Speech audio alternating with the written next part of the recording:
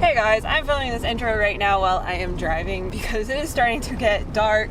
I just got a bunch of new gear for backpacking, including a really cute dog sleeping bag, and I want to test out this gear before we actually take it on the trail, just to make sure that I'm comfortable and, more importantly, William's comfortable. So we are headed to a camp spot right now that we know of that has a good spot where we can cowboy camp out here tonight. It's gonna be really cold, so this is gonna put it to the test, see if our sleep setup is going to be warm enough for us on some backpacking trips out here this winter. And yeah, I'm gonna tell you guys also a little bit about the San Rafael swell, or the swell as locals like to call it. Yeah, this place is amazing and I'm really excited to be spending the next couple weeks here showing you guys around.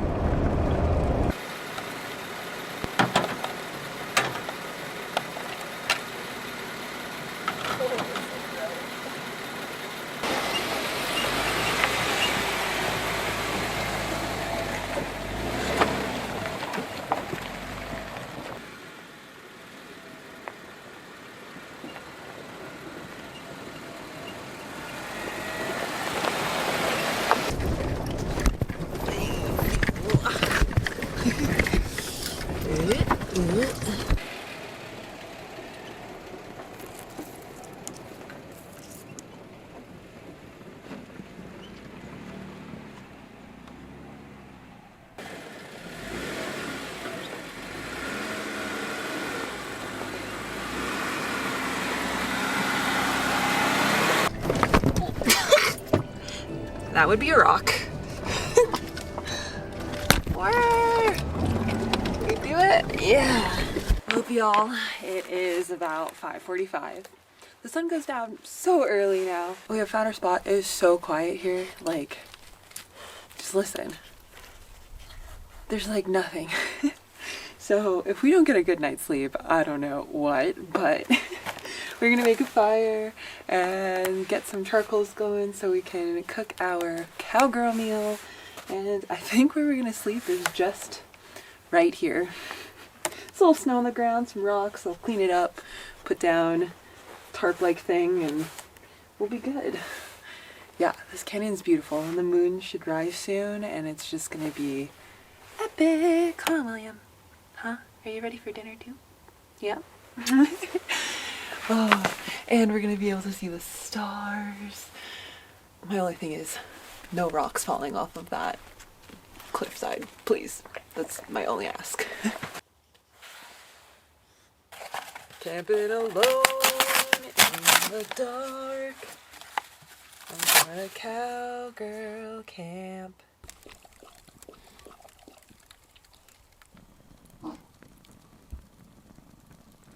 Alright everybody, we have a very, very gourmet cowboy camping meal tonight.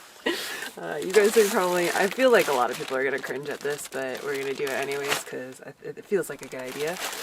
All you need are some tortillas. I think the last food I made had tortillas too. I'm just in a tortilla mood lately. Cheese. The good cheese. A can of chili. I don't know if you guys can see it, the label, but any chili works. This is turkey ranchero. And some oil, and I forgot the corn, which I need to get out of my fridge box on the top of my roof. And that is all you need for this cowboy camping extravaganza. Oh, and a skillet. Step one, you want to put some oil in the bottom of your skillet because it will definitely stick. I'm running pretty low on oil at the moment. As you can see, I will definitely be getting some more at the store when I head to town the next time. Oh no, it's perfect. Cool. I'm gonna rub that around. Rub it around a little bit. Like that. Like so. And then we're gonna take our chili. You can make homemade chili, but since this was like on a whim, I'm just using what I have already in my provisioning. And the provisioning that I've done. Yeah, you're gonna take a kind of dirty spoon and you're gonna spread little chili on this layer here, like so. I'm making this because this is leftover stuff that I have, and sometimes you just gotta use leftover stuff. Oh, and then you can't forget your corn. Put a little corn in there. Health, you know, veggies, sort of. Then you put another layer, tortilla, and you put your cheese. Good old cheese. And then one last tortilla on top, like that. And then I'm just gonna put the rest of my chili on. Let's just go all out, y'all. Some good cheese. Yeah, and it's ready to go into over the fire over there. Well, while we wait for this wood to turn into good cooking coals, I wanted to give a little background on how the San Rafael swell got here. The San Rafael swell is a recreational area located in central Utah, 75 by 40 miles in size. Approximately 60 to 40 million years ago, the anticline, which we know today, which is an upwarp created by the Earth shifting rock upwards, was formed. On the eastern side of the swell, you can see a prime example of the shift by viewing the San Rafael Reef. Over millions of years, this anticline has been morphed by the erosion from powerful flash floods, wind, and rivers and streams. This area of Utah is currently managed by the Bureau of Land Management and is a great place to get deep into the wild and experience solitude and the beauty of the desert.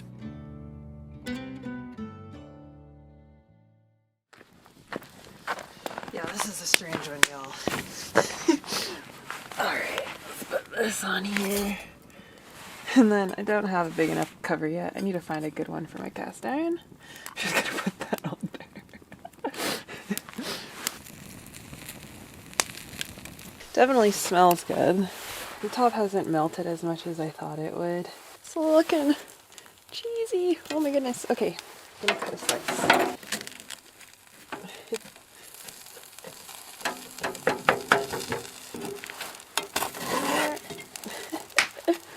Ooh, cheesy goodness. What is this monster of a meal that I've made? Okay, that is definitely an interesting recipe that I've made there. I'm gonna eat it with my camp spork. To me, it's amazing that people even ate at all when they were on treks through this beautiful area. Whether they were Native Americans or cowboys or miners or Mormons, like, it's amazing to me. If I was a cowgirl back in the day and I needed a good meal after riding all day, then this would have been absolutely luxurious, I'm sure. It's nothing fancy, but nothing beats something made over the fire, that's for sure. I think I finally have the perfect backpacking setup.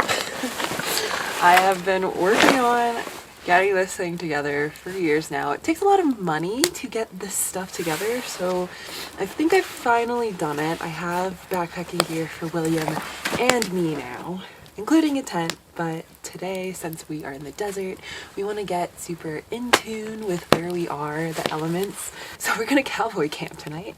I'm definitely really nervous about doing this. I feel like every little sound is going to freak me out. We're gonna go for it. The Jeep is right there.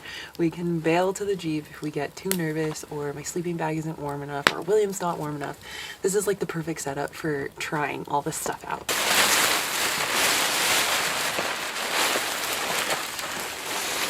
Just a little base there. My setup's good, but wait till you see William's setup. It's so cute. I really don't think this sleeping bag's gonna get warm enough, y'all. It's gonna get so cold. It's gonna be like -10 tonight. And this is rated down to -7, so I think I might have to see if I bring my extra down blanket out here. So there's a little mat for him. It's like almost as big as my bed. This sleeping bag. And this mat fits inside the little bottom of the sleeping bag, so I don't have to worry about it all night. It's sliding around. Well, he has a more comfy bed than I do. William has decided to go inside his sleeping bag. Hopefully it's warm enough.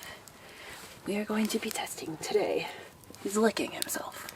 It's his sleeping bag, he can do what he wants. So something that people find really fascinating about this area of Utah is all of the pictographs and petroglyphs that you can find around here. I just find it so fascinating to stand by artwork that a person, a human like you and me, but thousands of years ago, created. What were they thinking? What were they feeling when they made this artwork? I find that so profound, and it all began with the great migration over Beringia between Russia and Alaska. In a time before 4x4 vehicles, ranches, and mining, lived native peoples so closely and deeply intertwined with this region. The people who spread out over the Rockies and the plains of this area lived a mostly hunting lifestyle, until about 10,000 years ago when glaciers began to recede. Then, the indigenous people of this region began to live a more mobile lifestyle, going where the food was when it was good. Three cultures rose from this change in lifestyle: the Colorado Plateau peoples, the Plains peoples, and the Pueblos. This particular area was home to people of the Fremont culture from about 500 to 1300 AD. By 1300 AD, seemingly because of drought, these peoples seemed to have disappeared from the area. They were replaced with the more present-day Paiute and the Utes. What is so amazing to me is that we can see evidence of these early peoples by the artwork they left behind. And it's just so humbling to recognize that there were people who were so deeply connected to this land before us modern nomads began recreating in this beautiful area. Well, everybody, it is 9:30. The moon is so bright right now. It's actually really calming my nerves. It's great. We've both slipped into our sleeping bags, and I'm gonna listen to a podcast. It's freaking cold. It's like 31 degrees Fahrenheit last I checked. It's pretty freaking cold. There's like a layer of frost on everything. Yeah, so good luck to us. We have approximately 10 hours till the sun comes up. So I will check in with you guys later. It's just so quiet out here that like any little sound will be creepy out here. It's nice and warm in his sleeping bag.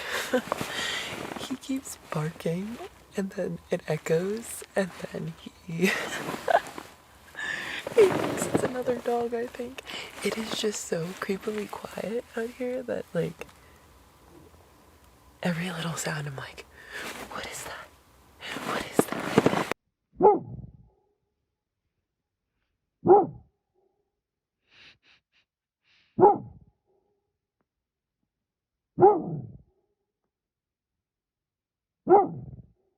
William, it's you barking at you. Hey, William, buddy,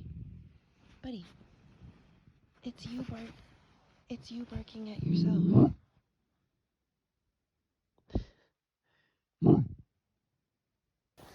Well, whatever's out there knows we're here now. That's one benefit to having a dog, I guess.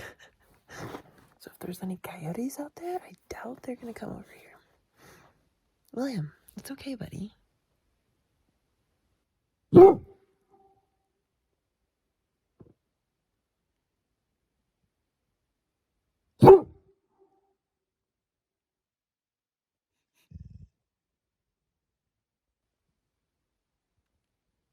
It's you barking at you, buddy. Oh, poor baby boy. Are you scared, buddy? I'll tell you one thing, my sleeping bag is not warm enough. It's definitely not warm enough, even with all these clothes on. I feel like it's getting really cold out here. Everything's got a layer of frost on it. That's what a tent is for. Buddy. It's okay, Bubba.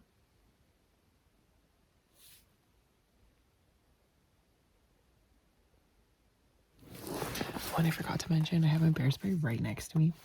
Just, not that there are any bears out here, but it gives me peace of mind. Yeah, I'm gonna try to close my eyes. See if I can fall asleep. I don't know if I will be able to or not, but we'll try.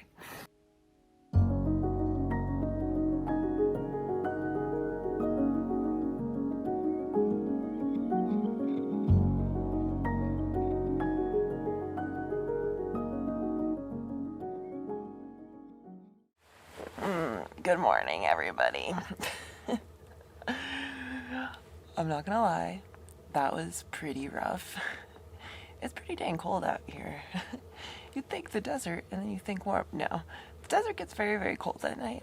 And yeah, so I was pretty chilly. What a friggin' rough night.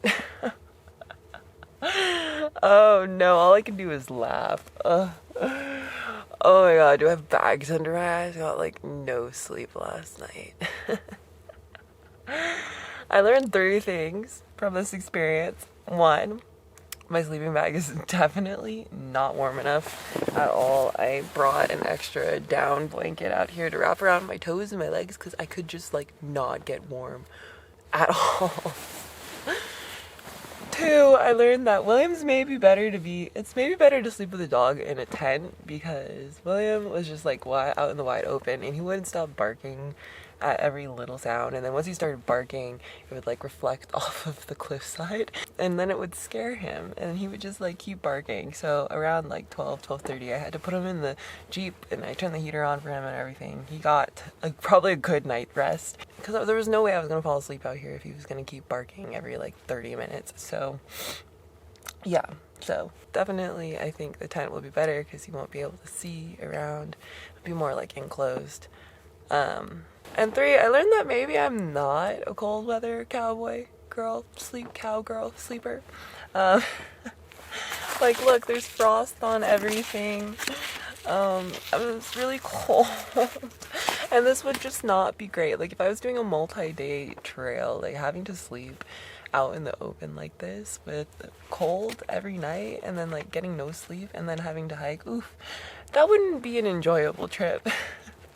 Just being honest, like I don't think that would be fun at all. So yeah, we're gonna have to try out doing this in cold weather in a tent, see if it makes a difference. Oh, why do I do this to myself, guys? I gotta leave all this stuff out here so that it'll dry out because I'm not putting it away with a bunch of water on it, basically. I'll make myself a cup of coffee. I think it's much deserved at this point.